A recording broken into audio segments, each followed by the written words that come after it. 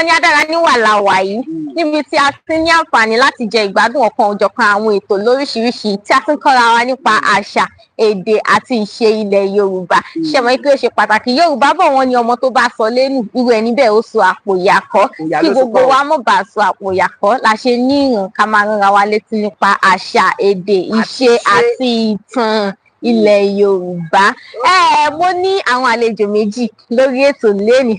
Àwọn méjèèjì tí mo ní àtàtò iyọ̀ ọdún gbọ́gbọ́ kọ́sì gidi gan làwọn méjèèjì. Ẹ jẹ́ kí n bẹ̀rẹ̀ láti apá àlàáfíà mi. Torí Yorùbá bọ̀ wọ́n ní ẹnu oníkàn báyìí láti ń gbọ́ kán fẹnu ara wọn kán fi sọ orúkọ ara wọn.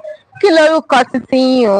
Orúkọ mi ni ẹ jẹ́ kí n ṣàlàyé dáadáa. Ọlọ́run yẹn lè sọ òyìnbó. Àti bẹ̀rẹ̀ má ṣe òyìnbó náà àti bẹ̀rẹ̀ ògidì Yorùbá. Ẹ sọ orúkọ yín fáwọn ará ilé. Gbogbo ilé ọkùnrin lè yẹ kú lé obìnrin lè yẹ kú lé.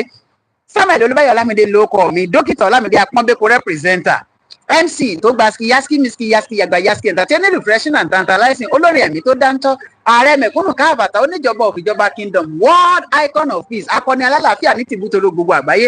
Èmi kan náà ni giant of Africa, òmìrán ilẹ̀ adúláwọ̀, ọmọ ayélogún ni mí, ọmọ òkèdèrè lọ́gbọ̀n, ọmọ àyíkúgbà yí ọ̀gbọ́n, ọmọ ayé gidigidi káti odi.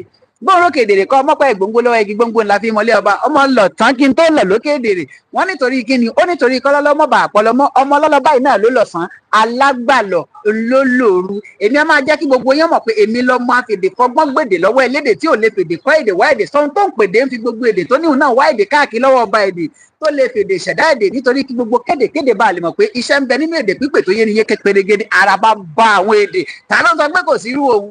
Dókítà Ọlámídé rè ó pọ̀. Ẹ jẹ́ ń lògò ọ̀rọ̀ yóò fẹ́ yé mi mọ́. Ẹ má bínú gbogbo orúkọ tẹ̀ kálẹ̀. Ṣé nígbà kan bí yín náà fún yín ni àbẹ́yìn lẹ fúnra yín? Àwa ni o. Ẹ̀yin lẹ fúnra yín. Àkókò yín ti lọ. Ẹ jẹ́ kí n bọ́ sí apá ọ̀tún mi bí. Ẹ dákun ẹ bá wa dárúkọ yín fáwọn ará ilé. Ọpẹ́yẹmí Amósùn Àlàní Ọ̀kín lorúkọ tèmi ń jẹ́, Bàròyìn náà ni àpèjẹ́ mi. Èmi lọmọ máyẹ̀ lóyè, ọmọ ajẹ́sìn bàbá aláọjọ́, ọmọ olówó olóòdùkú, ọmọ olówó tí ò lè rìn láàgẹ nínú ọmọ àbúrò ọmọ láyà lẹ́yẹ. Àwa lọmọ wọn lókè òní oúnjẹ àmọ̀kùkọ ọmọ ńlá tí máa kọ́kọ́ bá ọmọ ọlọ́fin àjàká, ọmọ pàtàkì àlejò arójòjòyè ni wọ́n máa délé tèjì. Ẹ kú àmúkẹ́gùn náà ni wọ́n tún wọn bá tì wọ́n sì kò lókè òní rè jálẹ̀ òkè nítorí òkè lọ́tún òkè lósì òkè níwájú òkè lẹ́yìn òkè ribiti. Òun ni ò jẹ́ pé mo láàrin tí wájà ọlágbóró òkèṣọ́lọ̀ yìí tá a pẹ̀lú sórí òkèlè kò lè farasin. Mo gbé pẹ̀lú àgbè mo dá láṣà aró mo nìkan pẹ̀lú àlùkò mo dẹ lẹ́rù oṣù mo wá mú sùn mo fi bọ́jú mo sùn mo fi para mo wá di bọ̀rọ̀ kìnní láàrin àwọn pèdè yìí tó ń pèdè tó pèrègèdè. Ẹ kú dédé wòye lẹ́ẹ̀kan sí, ẹ kú ojú ìwò. Ẹ kọ̀ntínú. Sísílẹ̀. Orientation is back.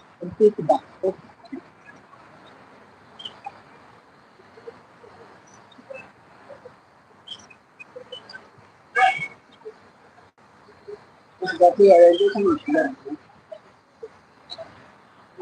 ó máa kó ara pẹ̀lú kó a máa ṣe ìgbà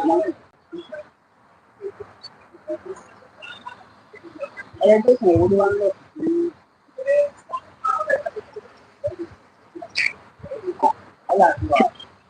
Kò ṣe àbí?